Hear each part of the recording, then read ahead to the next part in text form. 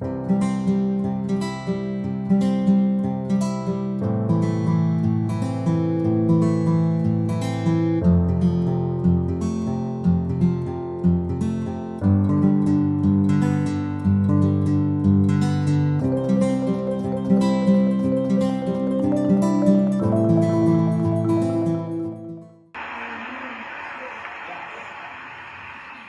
let's fill the world with love that needs a little more.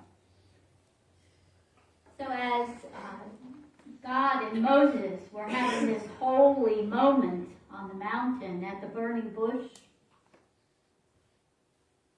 Moses and God are in conversation, and God speaks to Moses and says, "I have seen the suffering of my people in the hands of the Egyptians. You, Moses, will now lead the Israelites to freedom, to the promised land." So imagine Moses a little bit awestruck, first standing at this burning bush, hearing the voice of God, speaking to him, Moses. So he asks God, "So when I tell the Israelites that I am leading them into the promised land, who shall I say is guiding me? When I tell them God is my guidance, what is the name of God I shall give?" And God replies, "I am who I am." Tell the people that I am is guiding you to the promised land. Powerful words, inspiring to Moses. Eons and eons later, we hear another version of these words. I am what I am, and that's all that I am, spoken by none other than Popeye, the sailor man. A little less prophetic, but nonetheless, I am. And somewhere in between those two times, Jesus speaks, I am. In the Gospel of John, Jesus speaks, I am, 7 times. So what is this I am? It's so powerful, it's so important to be spoken. And Unity co-founder Charles Fillmore, in the Revealing Word, says the I am is our spiritual identity, knowing that we are fully human and fully spiritual. That I am is our spirit. It is that divine mind, that Christ mind in all of us. And I think we've been around long enough to know when we're moving in that divine mind, when we're living from our Christ identity, or when we're living in our humanness. We all know that, right? Yes, we know the difference. And this I am is the indwelling divine, that is the life, the love, and the wisdom of who we are. Metaphysically, I am is the name of our spiritual nature, differentiated from our human nature. The nature of our being that's ruled and governed by spirit. That still small voice that speaks to us pretty clearly when we're listening, but then has to speak a little louder when we're not listening. But we can easily, in time, with practice, discern that spiritual voice speaking to us rather than our human mind. We get to know that. Our I am has no beginning and has no end. It's our true nature. It's that nature of us that is us, made in God's image, in the goodness. And Charles Fillmore goes on to say, I am is the realm of divine ideas. So that those ideas that come to us from seemingly nowhere, that aha idea, that's our divine. We identify ourselves with our I am. I am beloved of God. I am not enough. I am whole.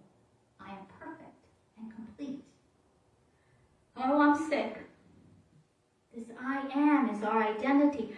I am, however we complete that phrase, whatever follows our I am becomes how we see ourselves, what we believe about ourselves. So what do we say after I am? On a good day, we speak our truth, but then we tumble into our humanness, and we might say things that are not our truth. But whatever follows that I am, in time, becomes us. Charles Fillmore advises us to hitch your I am to the star of Christ, and infinite joy will follow like the night follows the day. There are 7 I am statements that Jesus spoke in the Gospel of John, and he begins with, Jesus says, I am the light of the world. They who follow me will not walk in darkness, but will have the light of life. John 8:12. That light that Jesus is talking about is that divine understanding. That understanding that is beyond our human knowing. Those things that we know in life because we know that we know that we know. Things that people have not taught us in textbooks or in church or in civic organizations. That deep inner knowing about ourselves that can't be changed no matter what happens. That's the light that Jesus speaks of. That light first comes into our consciousness and then into manifestation.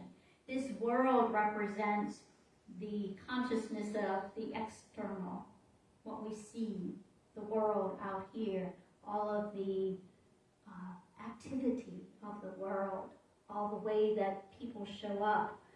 It's based on human opinion rather than spiritual truth. For as many people who are in here, every one of us has an opinion. Probably that we hold pretty strongly to, right? Yep. Our opinions, yes. And we see the effect of that on Facebook and the bickering and the discord and the discontent and, oh my, it gets to be pretty unpleasant looking. So we kind of turn that off so we don't become engaged in that. But we see that on street corners when who has the right of way? Opinions. It's our humanness. Our I am consciousness is our true nature, our divine nature, what we are before we are anything else. We overcome our human understanding and those opinions that we gather, that light that shines on the worldliness, lifts it into its spiritual beingness. There's work that we do to accomplish that. So how does your light shine in the world? How does your light shine for the world to see? Anybody, how does your light shine? In your charitability, in your kindness, in your work with the children, as a chaplain, in the work you do during the week. Renovation. Look around. Yes. Yeah. Lights shine brightly to allow this space to be magnificent again and still. Every single person here has a light that shines. Yes. And we don't have to go to work to shine our light. We can shine our light in the grocery store. Has anyone ever made you feel uplifted and cheerful just by greeting you and asking you how your day was? Not just asking and whizzing by, but actually stopping to look at you and say, how was your day? And waiting for a response. They shared their time. Our light shines in many ways. And Jesus said, I am the door. I tell you, I am the sheep's door. If anyone enters by me, they will be saved and go in and out and will find pasture. John 10:7-9. This door is the door of our mind to our I am. Open that door. And notice at the base of every door, there is a threshold. Metal, wood, or some material that creates a threshold. So when we cross from one space into another in consciousness, hopefully we're moving from one expansion of consciousness to a greater one. That when we step across that threshold in consciousness, that we expand and deepen and broaden our way of thinking. Our way of thinking about ourselves, about our God, about one another. And a threshold is also a level of intensity that must be met before something happens, before there is a change. So, for water to freeze, what is the threshold? 32 degrees. For water to boil, what is the threshold? 212 degrees, yes.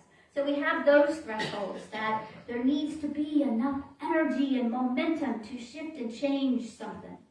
So Jesus is telling us that when we cross that door, when we cross that threshold, when we move from one space of consciousness to a more expansive space of consciousness, when we exceed a certain point in our thinking and our energy, what we hold in our mind with enthusiasm and consistency becomes, that's when our life becomes manifest. But it doesn't just happen with a random thought flowing through.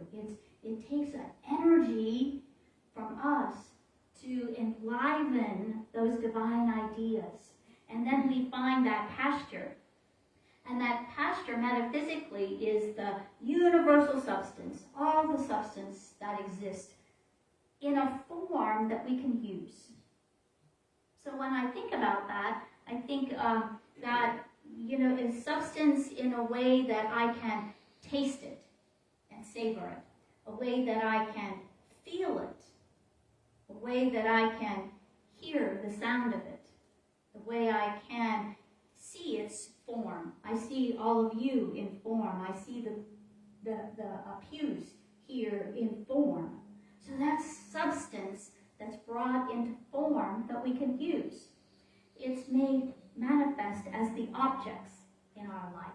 What is invisible comes into existence. This piano, magnificent and beautiful.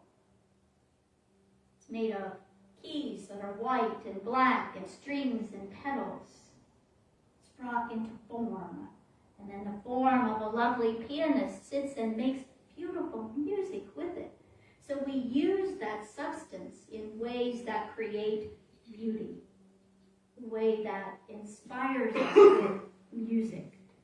How we use this invisible and endless substance is really up to us. We can make messes, or we can make beautiful music. We get to choose. We co-create and bring that substance into existence in the manifest world in harmony with God and with spiritual laws and with each other. So knowing the spiritual laws is important. We talked about that law of circulation, giving and receiving, and of course we talked about that in relationship to our tithes and offerings, but that is true for anything. If we give love, we open our heart to be recipients of love.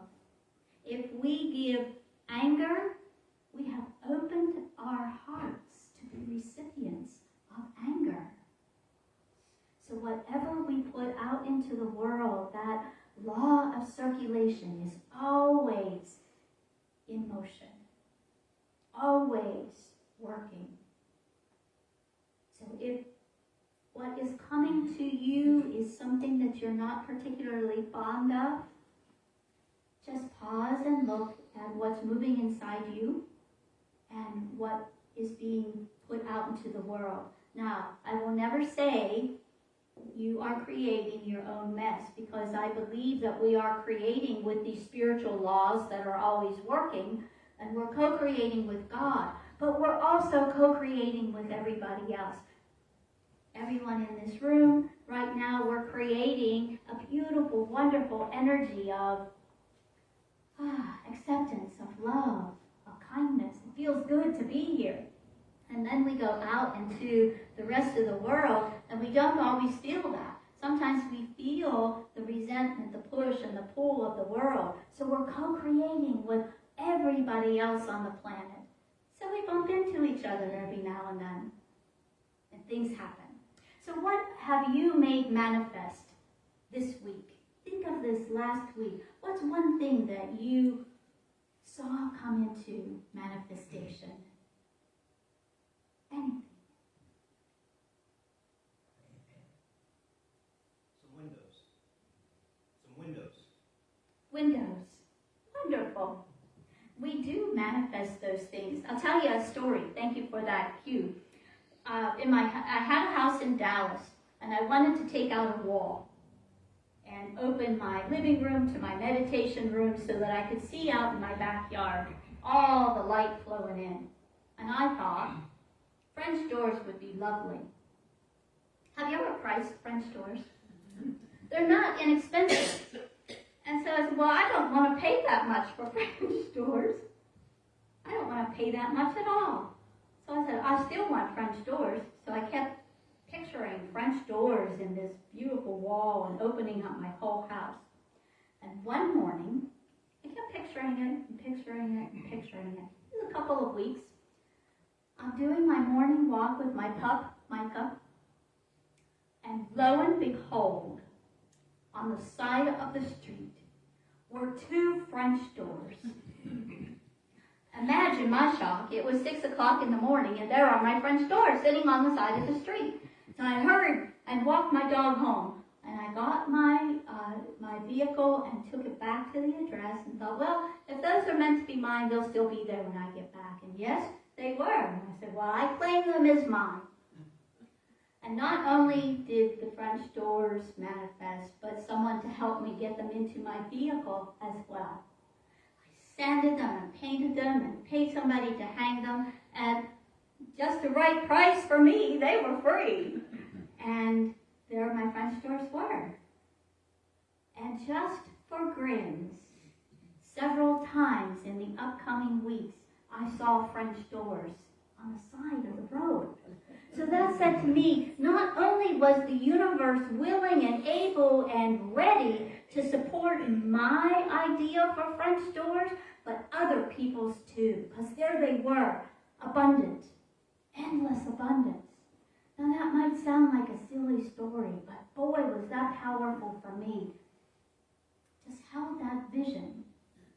So as I'm really clear about what I think I need and want in this world, we can make it manifest with our energy.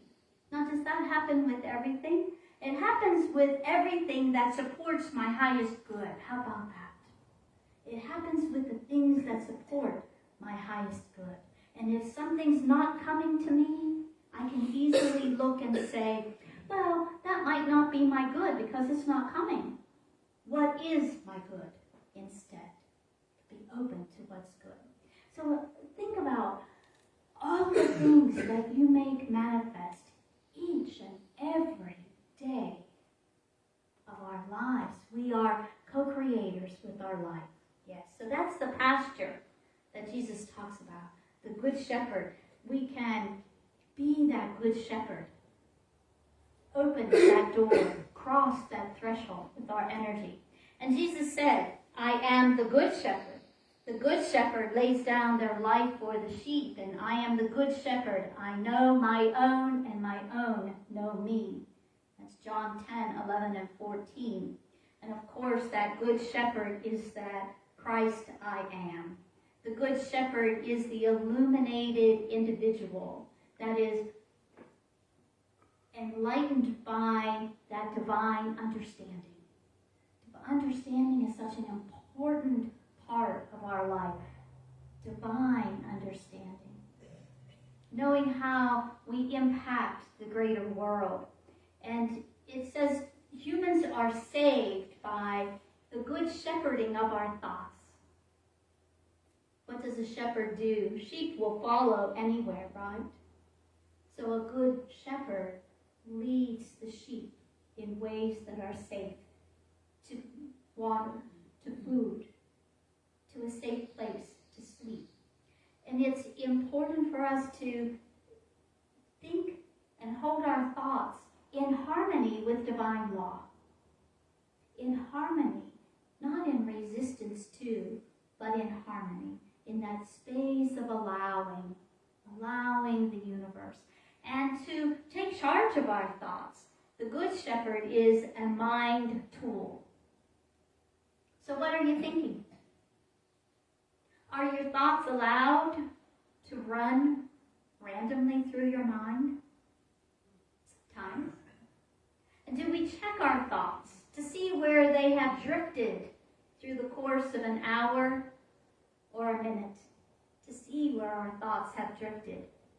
And what tools do you notice that you're using to know when your thoughts have moved into judgmentalness, into negativity, and into untruths? What tools do you use? Anybody? Gratitude. Gratitude. Oh my gosh, that's so powerful, Peter. When we're in a space of gratitude, we don't feel resentful. We don't feel hatred, do we? When we're in a space of gratitude, we're open, we're giving, and we're receiving. We allow the spaciousness. Beautiful. Anybody else? I use affirmations a lot. Affirmations, yes. Positive affirmations. That's the unity way, yes. Affirming what good there is. And we say to the world, when we're in that gratitude and we're using those positive affirmations, yes, more, please. More of this, please. And that's what you're sending out into the world. Our weekly mindfulness practice is a great way to notice what's moving in our mind, in our body. It's a great way to be present to any given moment, to observe what's happening around us and our response to it. If we're in a traffic jam, there's probably little we can do about that. So how are we responding to that? Or are we reacting to that? To notice those things and to notice where our thoughts have traveled. Have we slipped away from gratitude? Have we moved out of that positive and affirmation into negativity? We get to use all of those things. And Jesus said, I am the resurrection and the life. They who believe in me will still live, even if they die. John 11:25. And this I am takes us to the story of Jesus and his beloved friends, Mary, Martha, and Lazarus. You know the story. Lazarus had died, and Jesus didn't arrive to Bethany until 4 days later. And Martha, feeling all the grief and sadness of having lost her brother, says to Jesus, Lord, if you had just been here, my brother would not have died.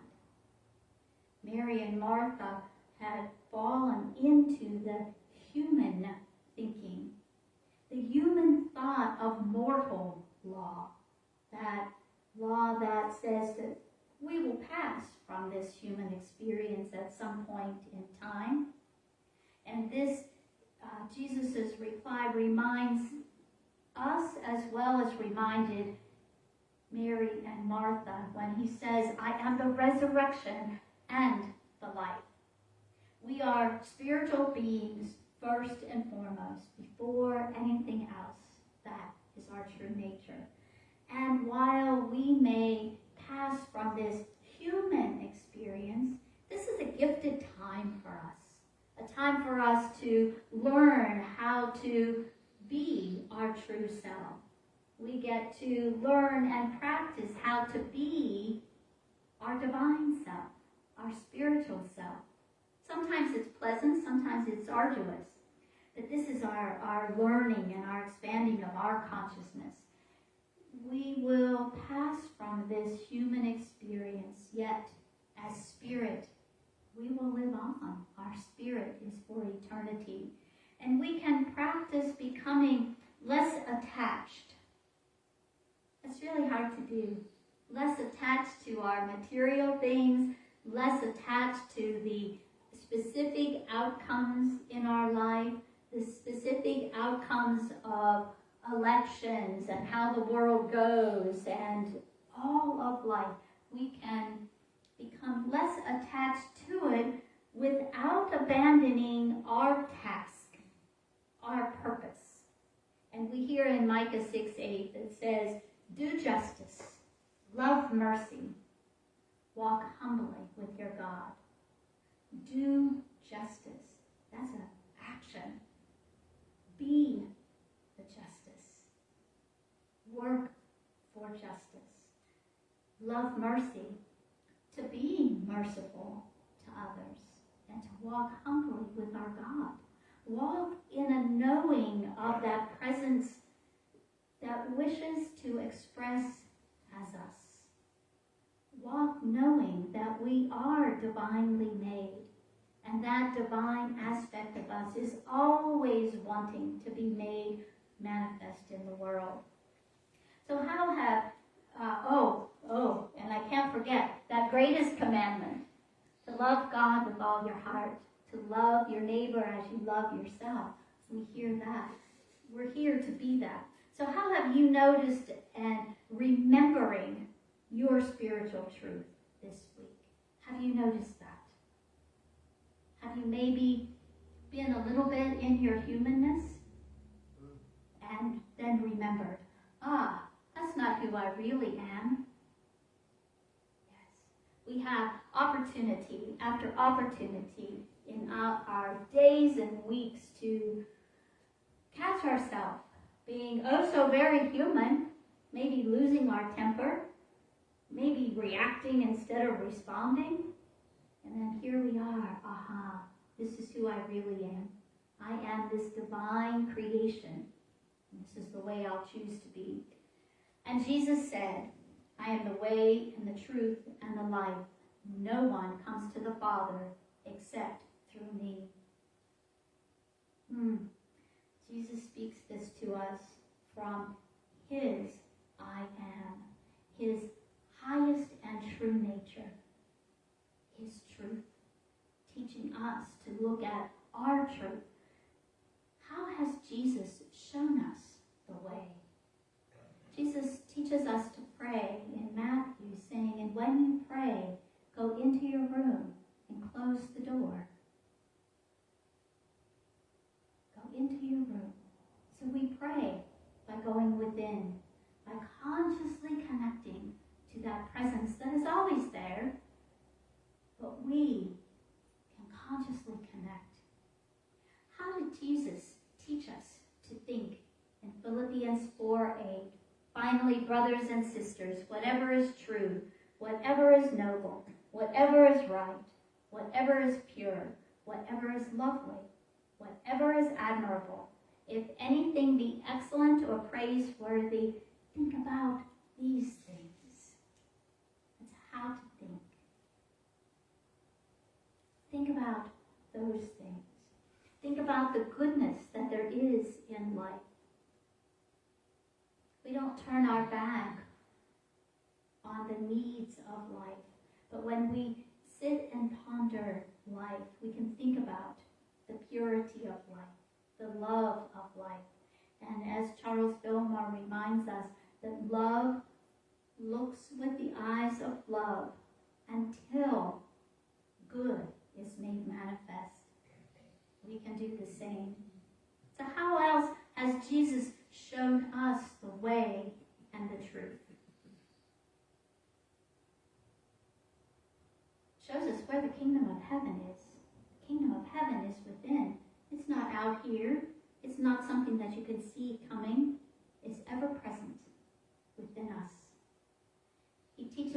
also these things that I do, so you shall do also these things and even greater. Are we willing to live our truth and step into those things that are even greater? Can we even imagine doing greater things than Jesus did? And Jesus said, I am the vine, I am the true vine, and my Father is the farmer. I am the vine, and you are the branches. They who remain in me, and I in them, the same bears much fruit. For apart from me, you can do nothing. John 15. And in this passage, Jesus is speaking to his disciples, reminding them that always to return to their Christ self, to always to return to their divine nature, and to always return to their true nature, to walk in the world from that space of who they truly are. So I am the vine, and you are the branches. Unity co-founder Charles Fillmore teaches us that the vine is that current of life. So imagine a beautiful wisteria, and it starts with one beautiful stem. And then it grows, and it grows and grows, and if it has a place to cling to, you can see the vine growing endlessly. That is us, those branches that extend from that vine. The life force is the vine. We are those branches. It's that life that comes from our source and expresses as us. Here we are, the branches, and we demonstrate the power of Spirit as the branches. So as we anchor in that consciousness of God, in that consciousness of the divine in which we are created, when we're anchored in that consciousness, we can bring love and peace and harmony in our world. So the question today would be, and you can answer with your I am if you wish, are we willing to be the branches of the vine and bring those fruits of Spirit into our world? Are we willing? I am willing. Are we willing? I am willing. Are we willing to follow the ways and the truth that Jesus teaches us? Are you willing? I am willing. Are we willing to allow the divine to resurrect as us? Are you willing? I am willing. Are you willing to allow that I am to shepherd our thoughts? Are you willing? I am willing. Are you willing to step through that door, over that threshold, and find that pasture of universal substance and use that to create good?